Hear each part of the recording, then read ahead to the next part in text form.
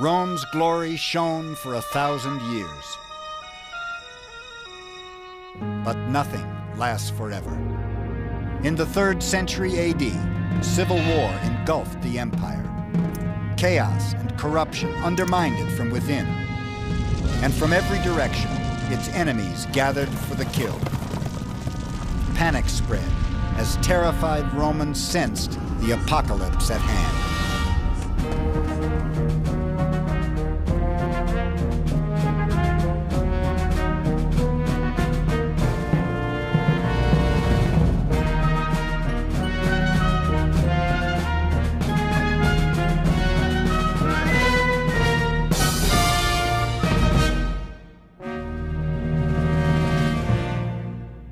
Rome rose to the pinnacle of its extraordinary power and glory in the 200 years after Christ. It grew until the empire united all lands from Spain to Syria and from Scotland to Egypt. More prosperity, more stability, and more peace than the Western world had ever seen. It was in 190 AD, with the mad Emperor Commodus, that it all started to fall apart. Crazy emperors were nothing new to the Roman Empire, so when Commodus started fighting as a gladiator and walking around town dressed like Hercules, Romans weren't too worried. They simply assumed he'd be assassinated like so many before him. He was. Then waited for reason and order to return. It didn't. Civil war broke out as legion fought legion, each trying to install its general as emperor. Anarchy grew. Romans yearned for one of the great emperors of the past to take control. A Julius Caesar, an Augustus, a Hadrian. Instead, they got the likes of Elagabalus, proclaimed emperor by the 3rd Legion on May 16th, 218 AD. Elagabalus was a 14-year-old transvestite from Syria, brought up to worship the sun. At 17, he married a male charioteer named Hierocles, who publicly whipped him. It wasn't the only bizarre ceremony to invade the imperial court. In honor of the sun, Elagabalus sometimes walked backwards through the city, carrying a large black stone. Romans looked on, stupefied. When he finally announced he wanted to be castrated, it was the last straw. His own palace guard killed him as he sat on the toilet, then threw his body in the Tiber.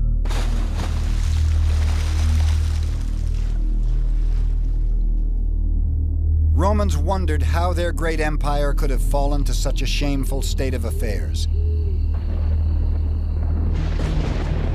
Some believed it was the long-awaited fulfillment of the Sibylline oracles, a series of apocalyptic prophecies that had haunted Rome for centuries.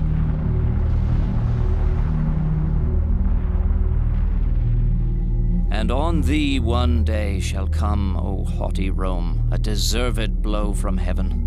You will be plundered and destroyed, and with wailing and gnashing of teeth you will pay.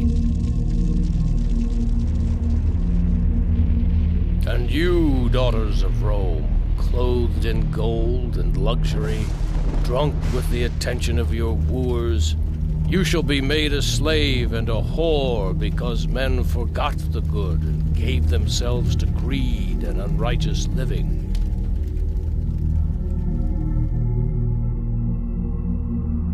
But there was nothing mystical about the chaos of the 3rd century. Quite simply, the empire had become unmanageable. Emperors could no longer cope with the monster Rome had become. We tend to get a picture of Rome, particularly through the movies, as being dominated by a bunch of kooks. Yes, Nero was disturbed. Yes, Caligula was an extremely unpleasant person to be around, and Commodus liked being a gladiator and a beast hunter. Elagabalus liked dressing up in funny clothes and dancing around his pet rock. The average Roman emperor is a bureaucrat. is a man who's able to balance the different demands of the major political constituencies within his empire, the army, the guard, the population of the city of Rome, the Senate, and the palace, keeping those interests working in concert with each other so he can stay alive. After Elagabalus, the best efforts of a succession of hard-working emperors were all in vain. Political power was concentrated in too few hands. The wealthy were forgetting the old democratic ideals, balancing the power of rulers with the needs of ordinary citizens. Rome had turned its back on the common man.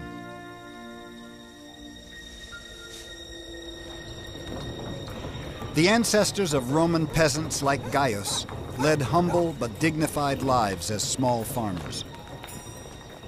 But slave-owning aristocrats had commandeered their land and evicted them. Destitute families flooded into the city, swelling the ranks of sweatshop workers and the urban poor. Gaius grew up in Rome doing menial jobs and a lot of drinking. Like millions of poor Romans, he lived on welfare handouts of grain and mindless distraction, lots of it. The proletariat are idle, lazy, and devote their whole life to drink, gambling, brothels, shows, and chariot races. Their temple, their dwelling, their meeting place, in fact the center of all their desires, is the Circus Maximus. They talk about nothing else. Ammianus.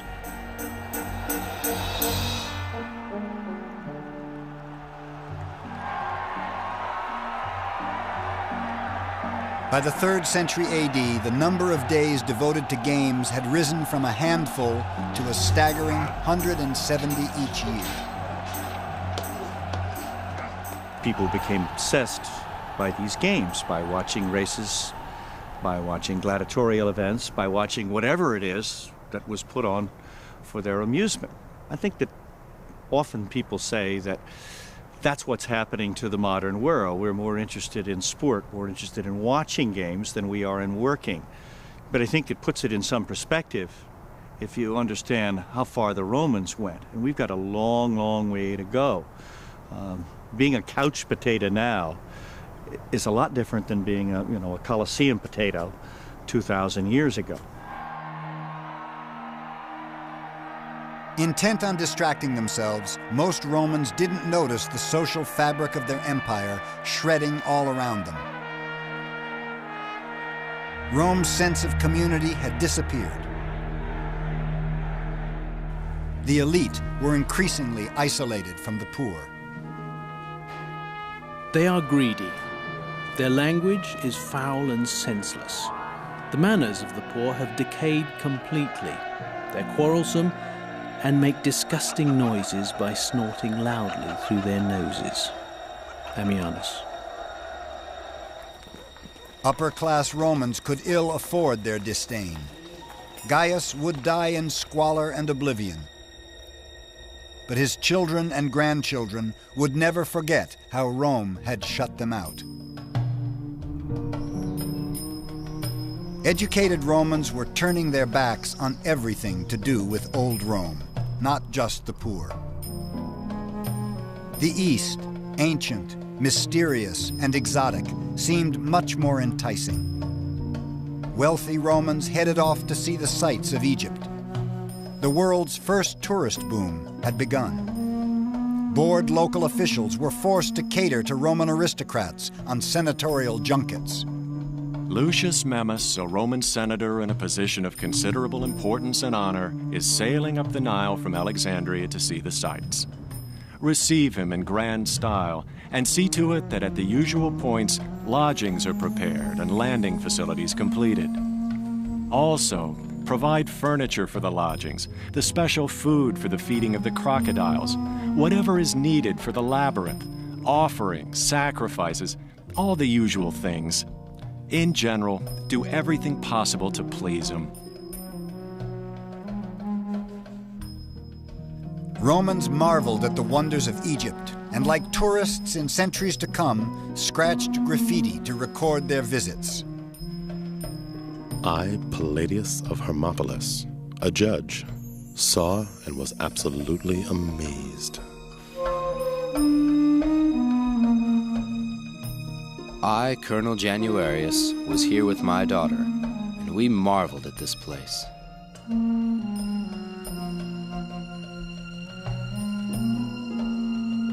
Unique! Unique! I only curse myself for not being able to understand the hieroglyphs. Egypt was a land of magic and mystery. It had the pyramids, it had hieroglyphs, it had the Nile. And Romans, they went to Egypt much more often in fantasy, in pictures, by bringing the wild animals of Egypt from Egypt into Rome, hippopotamuses, crocodiles. But some of them, probably on lazy culture trips, went as far as they could, right to the boundaries of Ethiopia. As travelers abroad marveled at the mysteries of Egypt, Romans back home were hungry for their own taste of the mysterious East. A luxury trade in expensive foreign goods flourished. There is this exotica that the rich and wealthy came to expect. Perhaps one of the most startling examples would be spices. They came from the Far East, from the islands of Indonesia. Even more than that, we've got a guide written for shippers up the Red Sea on how to cross over using the monsoon to India to pick up goods. And it tells you what you can get in the Yemen, at Bombay, on the southern tip of India, where there may very well have been a colony of Roman citizens. The Roman delight in far-flung places was not reciprocated. As Rome thrilled to the exotic East was starting to hate Rome's guts. In the provinces and periphery of empire, resentment festered. The great Roman orator Cicero had foreseen it all. Words cannot express, gentlemen, how bitterly we will be hated among foreign nations because of the outrageous conduct of the men we have sent to govern them. All the provinces are complaining about Roman greed and Roman injustice. I remind you, gentlemen, Rome will not be able to hold out against the whole world. I do not mean against its power and arms in war, but against its groans and tears and lamentations.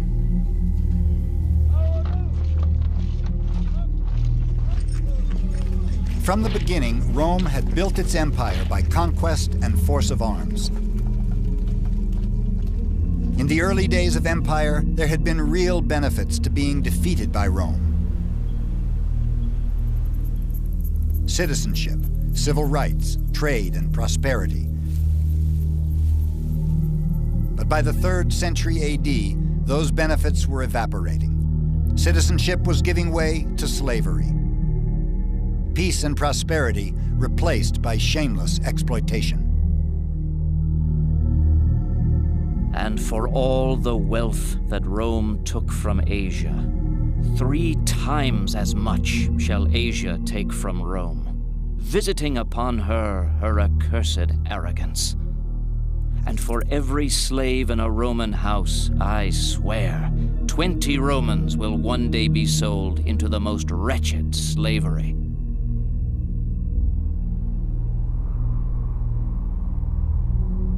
Rome was sitting on a powder keg of poverty and resentment.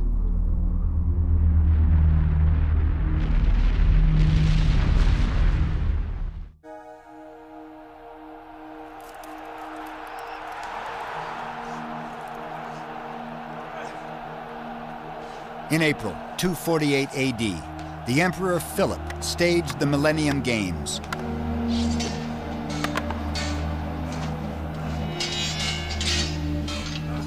Rome was 1,000 years old and celebrating its birthday in the only way it knew how. With a grandiose spectacle of ritual, races, and bloodletting.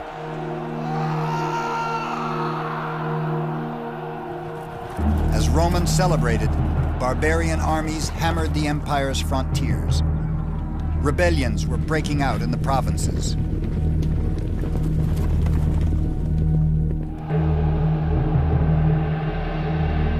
With their world collapsing into chaos, the Roman thirst for macabre distraction grew. The death toll from the Millennium Festival was spectacular even by Roman standards. 1,000 gladiators and hundreds of exotic animals were killed. Leopards, lions, elephants, giraffes, tigers, hippos, and even a rhinoceros. Noisy crowds paraded statues of the gods through the streets. Priests heaped offerings in front of the temples, praying for a return of Rome's good fortune. Nature itself seemed to be conspiring against the Roman Empire. Climatic changes in Central Asia were freezing the high plateaus and forcing its nomadic peoples to migrate. Shut out of the Chinese lowlands, they had no option but to move west.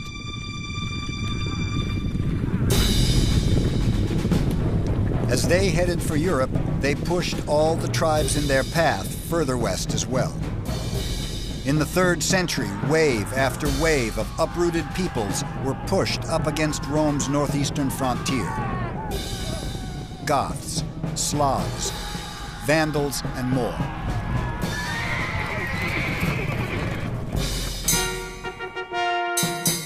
In 259 AD, Persians attacked.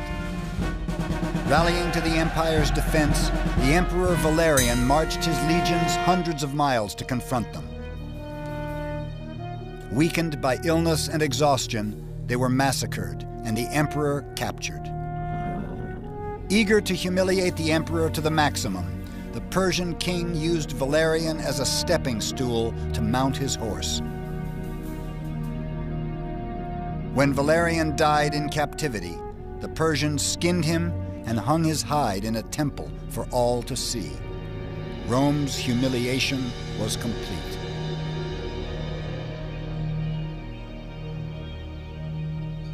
Dearest Mother, my greetings. I just want you to know that I finally arrived safe and sound in Alexandria after 4 days' travel. I miss you all already. Tell Io that if he wants to join the army, he should come here. Everybody seems to be joining the army.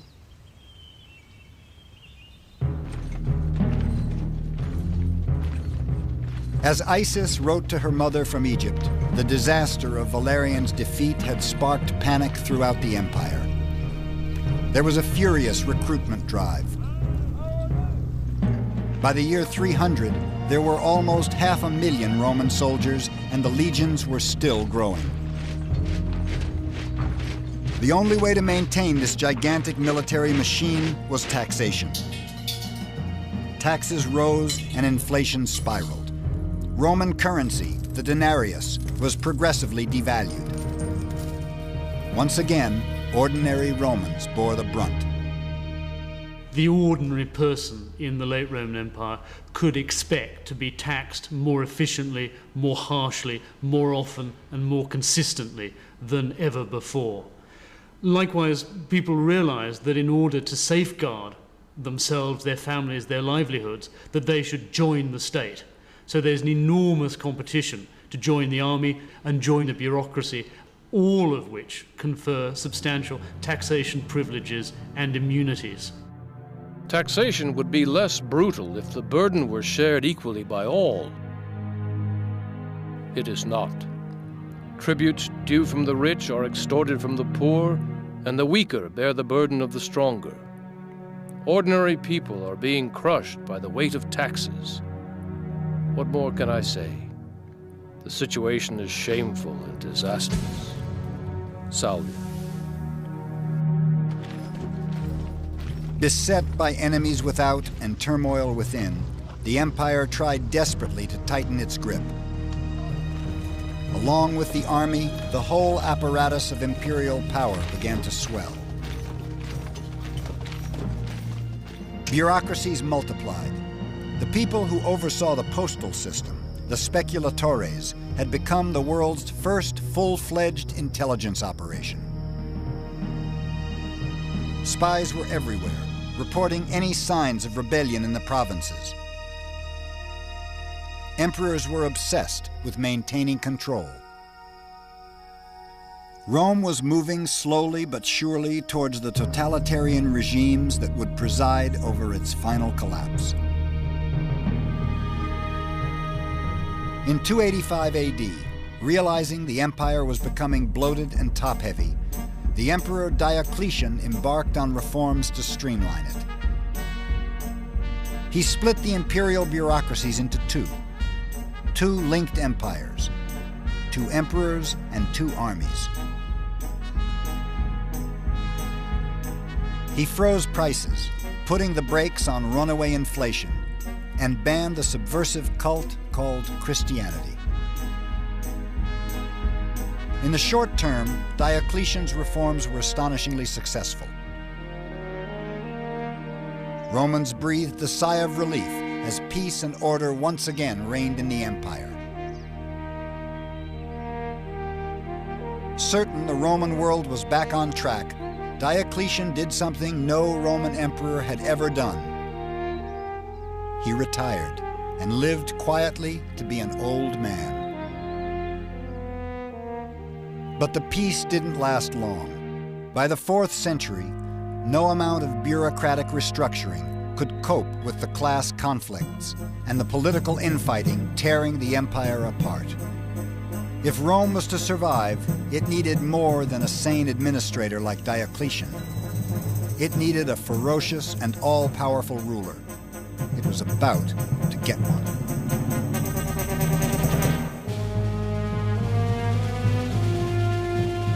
On October 26, 312 AD, rival Roman armies massed outside the city, waiting to do battle. At the head of one was a young commander called Constantine. He knew the next day a river of Roman blood would flow. He also knew that if he lost, it was all over. His claim to the empire, certainly, and probably his life. Constantine looked up into the sky. He saw a cross of light that seemed to burn itself into the heavens, and above it the words, "In hoc signo vinces," by this sign you will conquer. He had crosses painted on the shields of his troops. The next day, at the Battle of the Milvian Bridge, he smashed the armies of his rival, Maxentius. No sooner was Constantine installed as emperor than he repealed many of Diocletian's reforms, including his ban on Christianity. But he went even further, declaring himself a Christian. Romans were stunned. Most thought Christianity was just another weird Eastern sect. Suddenly, their new emperor had declared himself a cult member. They thought they had another lunatic on their hands. They didn't. Constantine cleverly saw how Christianity could unify an empire coming apart at the seams. Unlike Rome's pagan religion, it preached discipline, obedience, and only one God. Constantine's one of the most dynamic figures in Roman history. He presented himself as a new Moses, leading his people to a promised land. But I think he saw himself being guided by the hand of a god. And after all, it's one God who's in charge. Just as there's one emperor who's going to be in charge. We're getting rid of this old system of multiple emperors under Diocletian and going back to the system where one man is calling the shots. Christianity resonates with Constantine's view of himself. Under Constantine, Roman unity was reborn, but there wasn't much that was Roman about it. Constantine grew up in the Balkans in Eastern Europe and the imperial city of Trier, Germany. He had no liking for Rome and recognized it had become strategically irrelevant. All the important conflicts in the empire were now along the frontiers to the east and north. So he moved the empire's capital to the ancient city of Byzantium and renamed it after himself, Constantinople. The foundation of Constantinople is, I think, one of the most important moments in the history of the Roman Empire. It's the foundation of New Rome, to use Constantine's name for the city. It marks a political, a cultural, and an economic shift from Italy to the Balkans. The Roman Empire now will be centered not in the west, but in the east. Constantine abandoned the traditional trappings of a Roman emperor and ruled like an oriental sultan from his palace in modern Turkey. His power was absolute.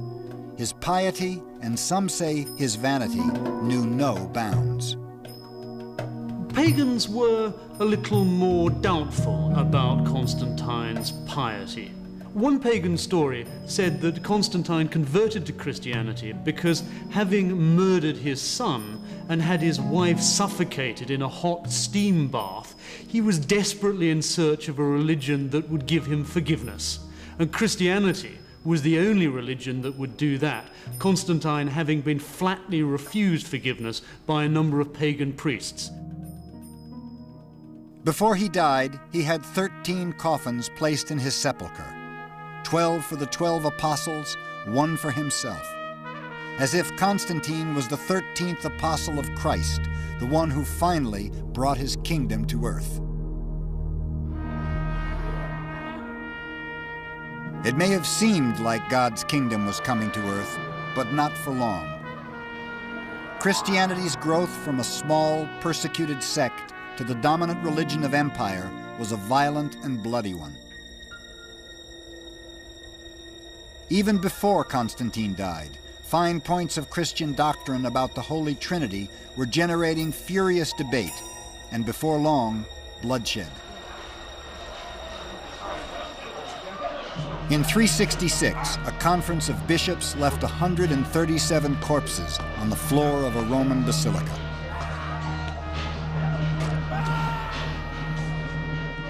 The 4th century was marked by bitter divisions of belief between bishops.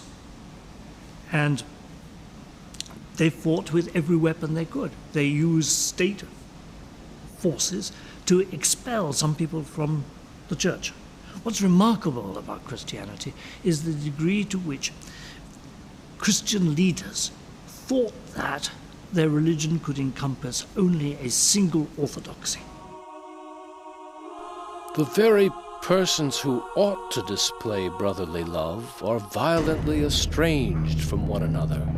It's disgraceful, positively sickening. Bishop Chrestus. By the end of the century, there were over 60 official decrees outlawing different heretical beliefs. Before long, there were attempts to ban all non-Christians from public office. Synagogues were burnt. Pagans observed the growth of Christianity with alarm. Their Rome had been ruthless in punishing people's actions, but unconcerned about their beliefs. That sort of tolerance was now a thing of the past. Have a care. Even wild beasts are not as ferocious as these Christians in their hatred of one another. Ammianus. But not all Christians were engaged in theological feuding. In 423, outside the town of Antioch in Syria, a man called Simeon climbed up a pillar. He stayed there for 30 years, scorched by the sun, kneeling, singing, and suffering. 100 years earlier, everyone would have assumed he was a madman. He would have been arrested or ignored.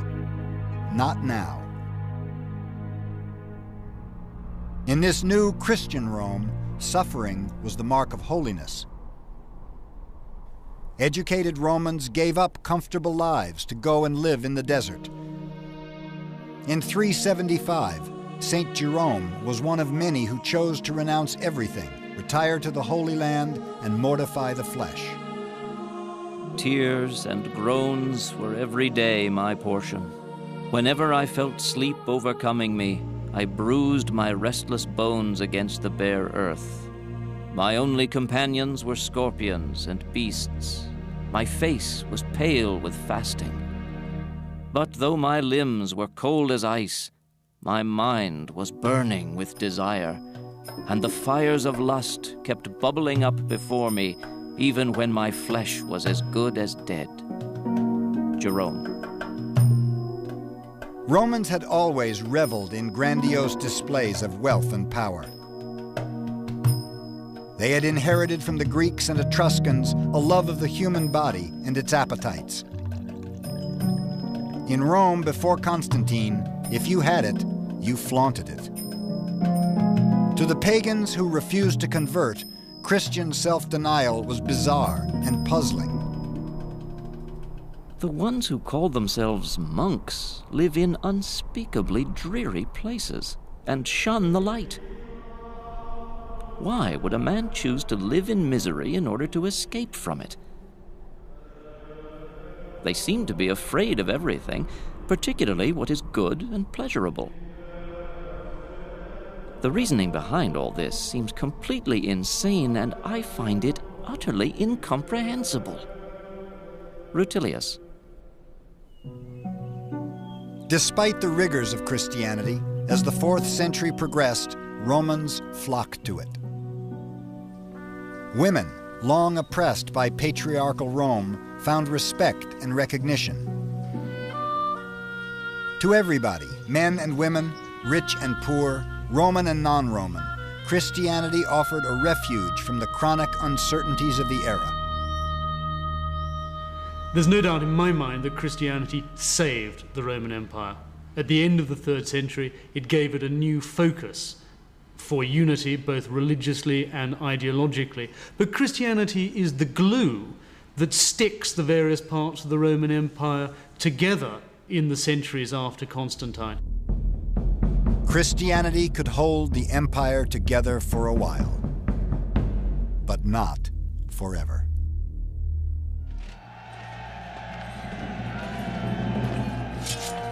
In the year 378 AD at Adrianople in modern Turkey, the Emperor Valens led his army into battle against Goths from Romania.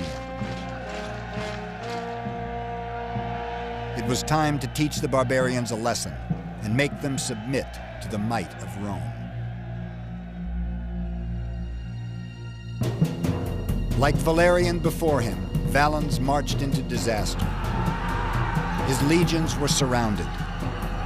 The famous Roman discipline gave way. He and his army were massacred. It was Rome that had learned its lesson, and it was a bitter one. Rome could no longer rule by military might alone. She would have to negotiate with the barbarians. The truth was there were already as many Germanic tribespeople within the ranks of the Roman legions as opposing them. But now they wanted more. If they were good enough to fight Rome's wars, they deserved to share its power. But Romans didn't share power. As beasts from men, as the dumb from those who speak, so the foolish heathen differs from the Roman. Rome stands alone in pride over barbarian lands. Prudentius. That Roman pride was now taking a serious blow. Forced to accommodate the barbarians, Romans began to feel threatened. Intolerance and resentment grew. The Goths are perfidious, the Alani rapacious lechers, the Saxons, Franks, and Arulians are wantonly cruel, and the Germans are alcoholics to a man. Salvian. Special scorn was reserved for the Huns, the nomads from Central Asia who had pushed the other barbarians westward in the first place. They too now appeared on the frontiers of empire. They are so monstrously ugly and misshapen that one might take them for two-legged beasts. They are totally ignorant of the difference between right and wrong, so it's impossible to make a truce with them. Like unreasoning beasts, they are at the mercy of the maddest impulses. Ammianus.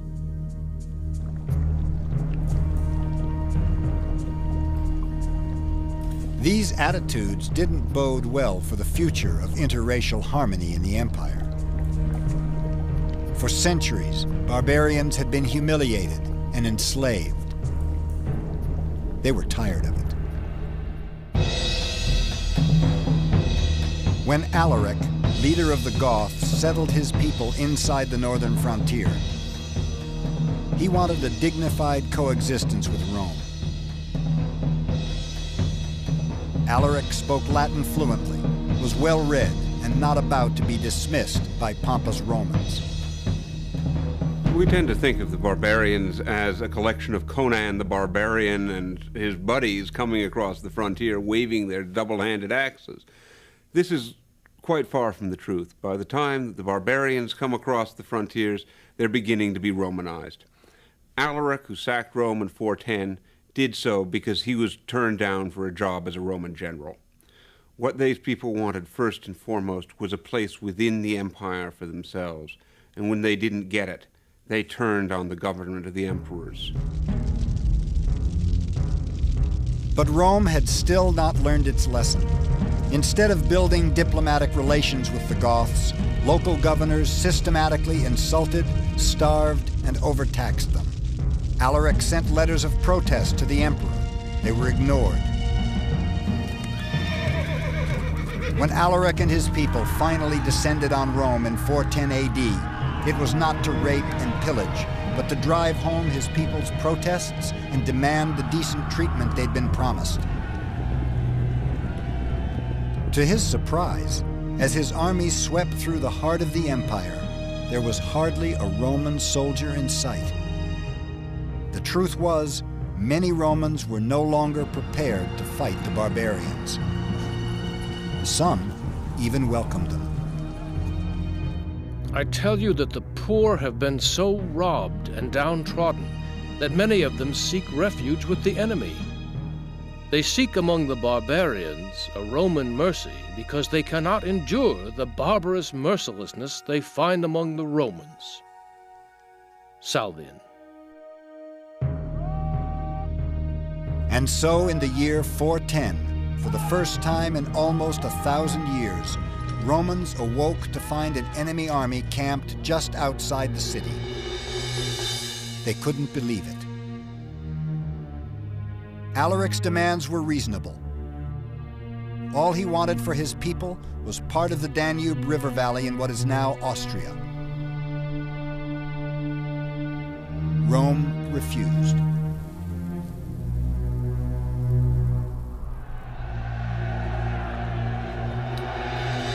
Furious with Rome's arrogance, Alaric laid siege to the city. In addition, he now demanded 5,000 pounds of gold, 3,000 pounds of silver, 4,000 silk tunics, 3,000 scarlet-dyed skins, and 3,000 pounds of pepper. "Will you leave us with nothing?" asked the Roman envoys.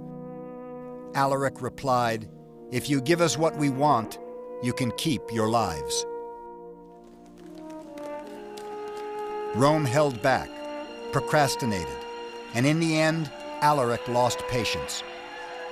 Barbarian slaves, delighted by the prospect of Rome's ruin, threw open the city gates. The Goths poured in and sacked the city. Proud Rome was finally brought to her knees.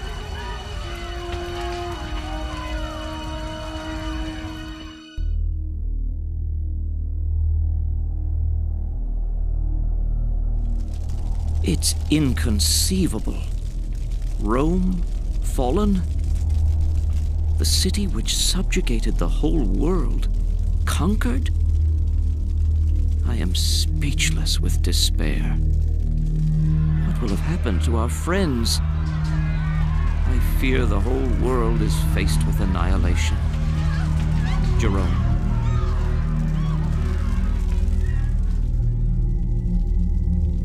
Although the city of Rome was no longer the center of the empire, for Romans everywhere, seeing it sacked was an omen of catastrophe.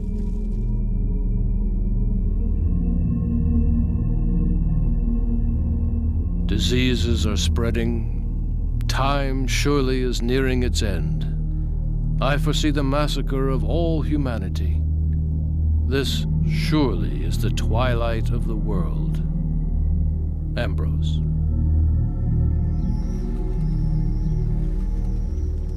Romans were now sure the apocalypse was at hand. Stories circulated that the mouths of volcanoes were getting bigger, ready for the souls of all the sinners they'd have to receive. Rome was now divided in half. The Eastern Empire remained strong, but as barbarians overran the West, Romans everywhere were terrified the end was at hand. My soul shudders to recount the downfall of our age. The blood of Romans is being shed everywhere from Constantinople to the Alps. Women are raped. The whole empire is being sacked, pillaged, and plundered. Jerome.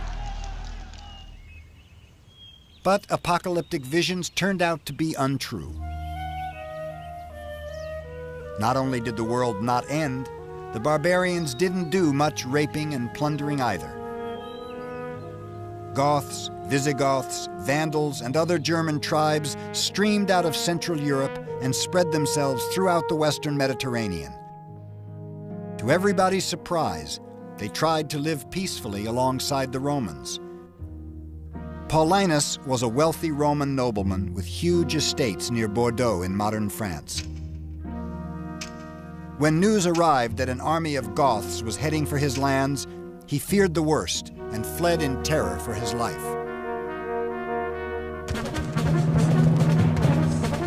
Tormented by all the stories of mass rape and Roman children sold into slavery, he sent his family ahead of him. On the road, he was astounded to receive a letter from an unknown Goth. He says he wishes to buy a piece of my property and has actually sent me the price of it. I am astonished. It is nothing like its true value, of course, but in the circumstances, it seems like a gift from heaven. Paulinus. There's no doubt that the Mediterranean was seen by much of the rest of the world as a sort of El Dorado, as California. It's where you want to be. There was the good life. It's very wrong to think that the German tribes that were trying to invade the Roman Empire and who eventually bring about its collapse in the West were seeking to destroy it. They weren't. They wanted their piece of the action. They wanted to be part of it. They wanted to be part of this great world. And when they take over in the West, they behave like mini Roman emperors, great Roman senators, because this is the good life. Alaric's sack of Rome in 410 AD was not the end. The Eastern Empire was still strong. From its wealthy cities in Turkey and the Middle East, it viewed the disintegration of the West with growing detachment. It would slowly become the Byzantine Empire, but go on calling itself Roman until the Middle Ages. The Western Empire staggered on for another 60 years. There were still emperors in Rome, but their control was evaporating as the power of the central bureaucracy crumbled. The Western Empire now did nothing for the provinces except tax them. Local Roman nobles soon felt they were better off without it. They came to see themselves as free agents, fortifying their estates, making their own deals with the barbarians, even intermarrying with them.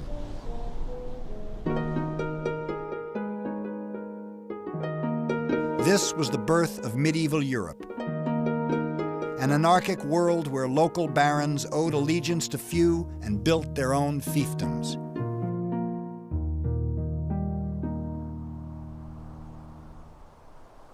The disintegration of the Western Empire drove even more people into the arms of the Christian Church.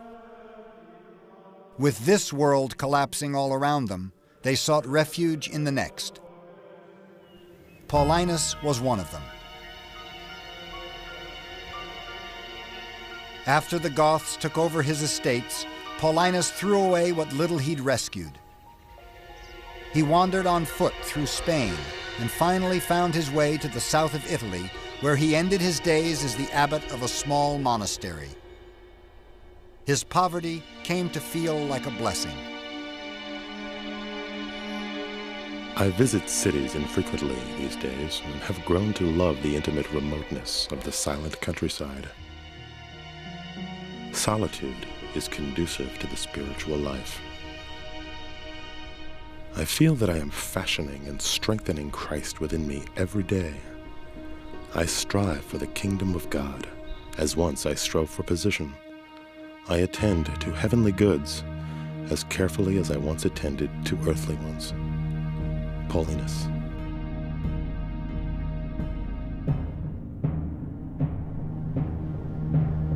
Everywhere, people were turning their backs on Rome.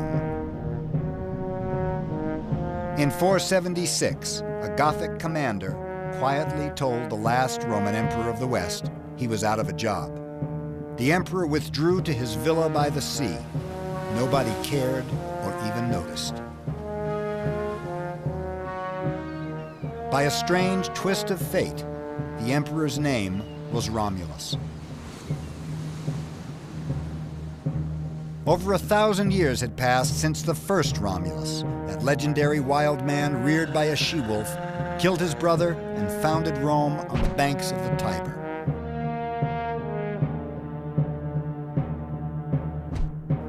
In the millennium in between, Rome had grown from a tiny, primitive backwater to ruler of the Western world. The achievement of the Roman Empire is extraordinarily impressive. Conquest, commitment to discipline, to winning, to victory, to war. And in the history of the human race, the creation of large empires has been fundamentally important, even though it's no longer fashionable. The creation of peace, the creation of law, order, the institutions of Senate, the creation of money, democracy, elections, voting. All these, even if some of them are only the perpetuation of the Greek tradition, have been fundamental in modern European culture. With Rome's passing, the West's long love affair with its memory began. Paradoxically, it was the Christian Church that faithfully kept the language and culture of its former persecutor alive. Simply walk into any church. In its architecture and design, you have just walked in to a Roman imperial palace. Sit down in that church and perhaps listen to the church service, listen to the liturgy, listen to the hymns. You are listening to Roman imperial court ceremonial. The structure of the buildings of the Christian church, its liturgy, its choirs, its priests, its bishops, are imitative of Roman imperial court ceremonial. In the centuries that followed her fall, Rome was reborn again and again. The guiding idea of the Italian Renaissance was the rebirth of Rome and its classical ideals. When the founding fathers of the United States sought a model for their new country, it was to Rome they turned. Raised on the classics, they poured Rome's republican ideals into the Constitution. The early Roman Republic inspired democracies and high ideals down to the present day. But the empire it became left a very different legacy. When the French Emperor Napoleon claimed to have Roman blood coursing through his veins, it wasn't the Republic, but the empire and its all-powerful rulers he was thinking of. The great danger is that we believe that the Roman Empire was a good thing. That is a 19th century view. It's the reason why in Britain people learnt the classics. They learnt the classics and they read their Livy in order to know how to govern India. because Britain saw herself as doing exactly what the Romans had done. We have not yet properly written the post-imperialist history of Rome that will come and realize that this whole thing, great though it was, has its negative side. It has its violence, it has its dark side. That dark side of Rome was ruthlessly exploited by the fascist dictator Mussolini, who openly styled his regime as a new Roman Empire, and himself a new Emperor Augustus.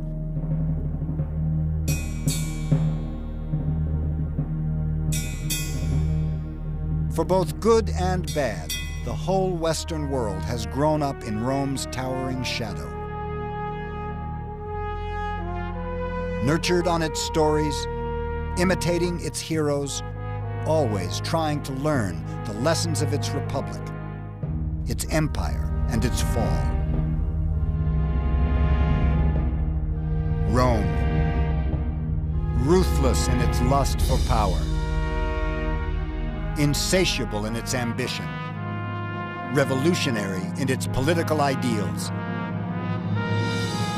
Its soaring spirit has never died. Rome's power and glory have branded themselves on the Western imagination forever.